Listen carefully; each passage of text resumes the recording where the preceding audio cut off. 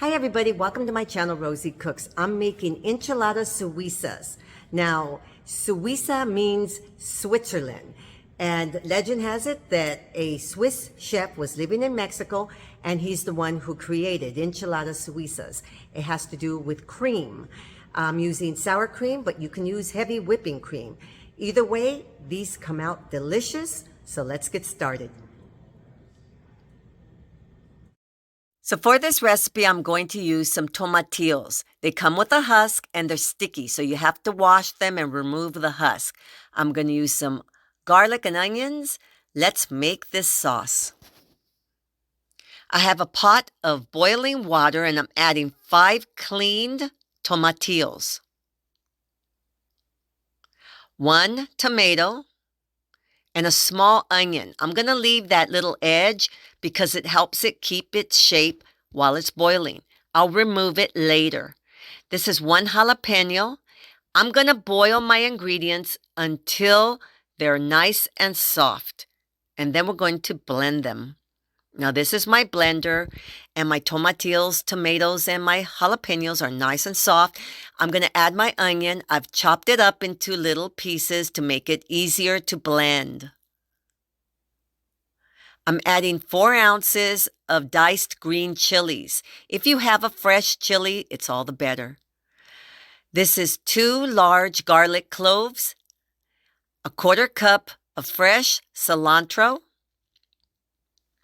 1 teaspoon of salt, 1/2 teaspoon of cumin, and 1/2 teaspoon of black pepper. And this is a 1/2 cup of chicken broth and a 1/2 cup of sour cream. Now you can substitute the sour cream with plain Greek yogurt if you wanted to, but I like sour cream. So now I'm going to put the top on. I'm going to blend all my ingredients, and this is our tasty sauce. Now here's a pot. I'm going to add my sauce. I'm going to boil it for about 8 minutes just to combine all my ingredients. I tasted it. It needed a little more salt. I added a 1/2 teaspoon of salt. And now it tastes really, really good. So just cook it for a little bit until everything combines, and then just set it to the side. This is hot oil, and I'm cooking my tortillas for about 10 to 15 seconds, just until they're bendable. Okay, then you're going to have a kitchen paper towel off to the side and just start stacking them. Now I have a 9x13 baking dish, and I'm adding some sauce to the bottom of my dish. This is 1.5 chicken breast. It ends up being about 1.5 pounds. Shred it. You can get a rotisserie chicken or just get some chicken breast and boil them. It's 1.5 chicken breast. This is a fiesta blend of cheese. So I'm going to start building my enchiladas. Okay, just roll them up and put them to the side.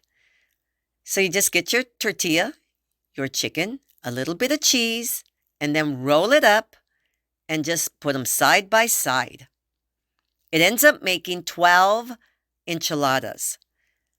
Okay, so now I'm going to add a lot of my sauce.